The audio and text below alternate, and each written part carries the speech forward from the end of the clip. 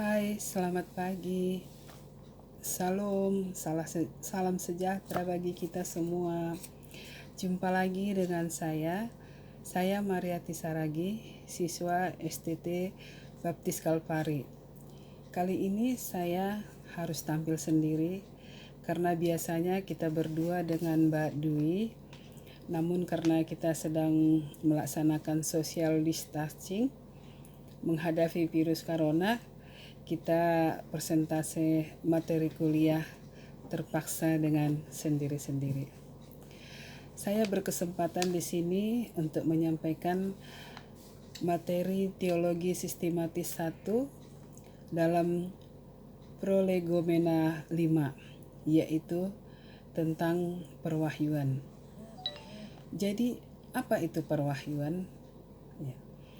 Perwahyuan artinya bagaimana Allah membuat dirinya dan kebenarannya dikenal oleh manusia. Agar dikenal oleh manusia, Allah mengungkapkan dirinya dengan 2 cara, yaitu perwahyuan umum dan perwahyuan khusus atau spesial.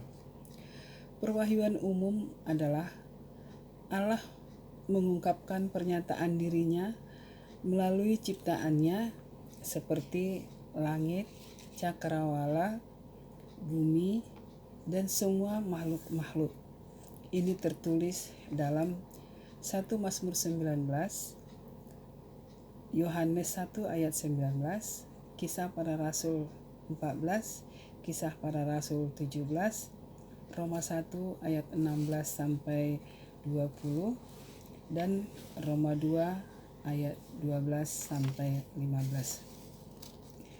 Menurut ayat-ayat ini, keberadaan dan kuasa Allah dapat dilihat dengan jelas melalui keteraturan, kerumitan, dan keajaiban ciptaan yang berbicara mengenai pencipta yang berkuasa dan mulia.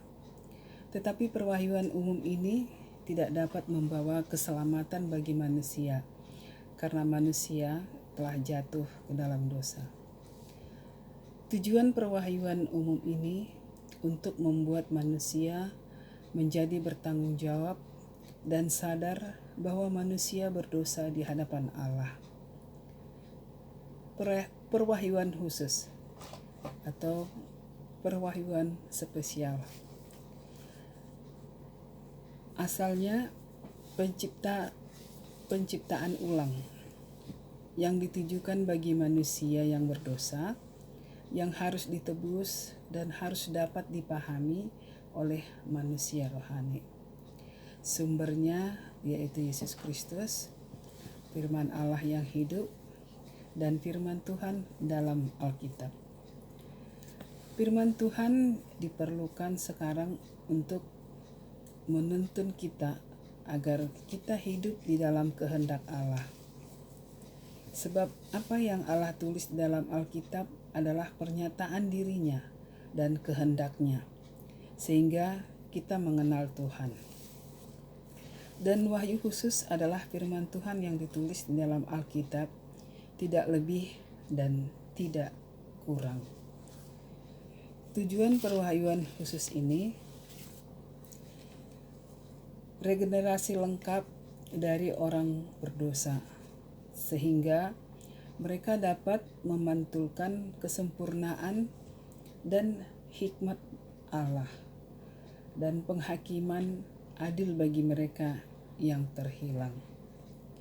Tujuan keduanya, permuliaan Allah yang terpancar dari manifestasi karakternya yang nyata, khususnya dalam pekerjaan penebusan manusia.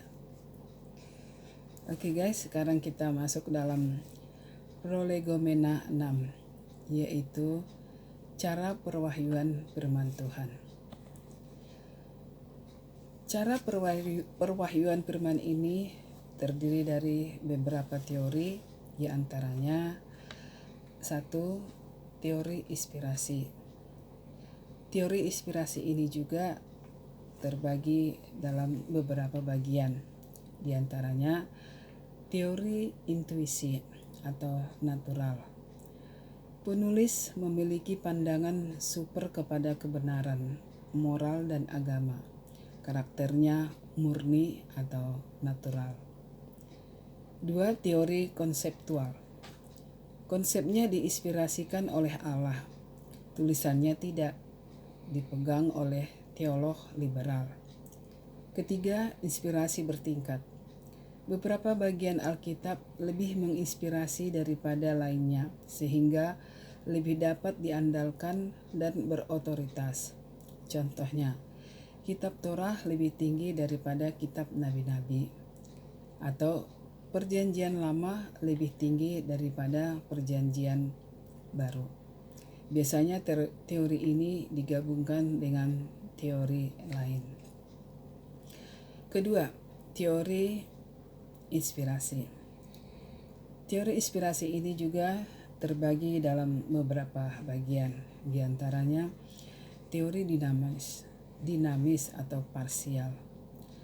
Alkitab dipandang tidak salah dalam hal iman dan perbuatan, namun dipandang tidak salah dalam sejarah, biografi, dan ilmu pengetahuan. Mirip dengan teori mistis, yaitu menekankan kepada kesadaran beragama manusia daripada Allah. Kedua, teori dikte atau mekanis. Para penulis adalah instrumen pasif yang dipakai Allah untuk mendikte perkataan Allah, atau kepribadian penulis dihilangkan sama sekali. Kemudian teori kasih karunia. Alkitab adalah dari Roh Kudus yang menyatakan akan pengetahuan tentang Allah mengenai keselamatan manusia. Kemudian teori berikutnya yaitu teori verbal. Artinya, inspirasi melibatkan penggunaan bentuk bahasa yang aktual. Pengaruh ilahi ini juga kepada penggunaan bahasa pada manuskrip awal. Ketidaksalahan pemikiran tidak dapat terlepas dari ketidaksalahan kata-kata. Kemudian teori berikutnya itu plenary. Artinya, inspirasi meliputi seluruh bagian dan genre dari Alkitab. Seluruh kitab merupakan nafas dari Allah. Ini tertulis di dalam 2 Timotius 3 ayat 16. Kemudian teori berikutnya yaitu teori inspirasi. Artinya, inspirasi atau ekspirasi napas dari Allah. Demikianlah akhir pertemuan kita. Kiranya apa yang telah saya jelaskan di atas semoga bermanfaat untuk kita semua. Terima kasih atas perhatiannya. Sampai jumpa dalam episode yang lain. Tuhan berkati. Dah.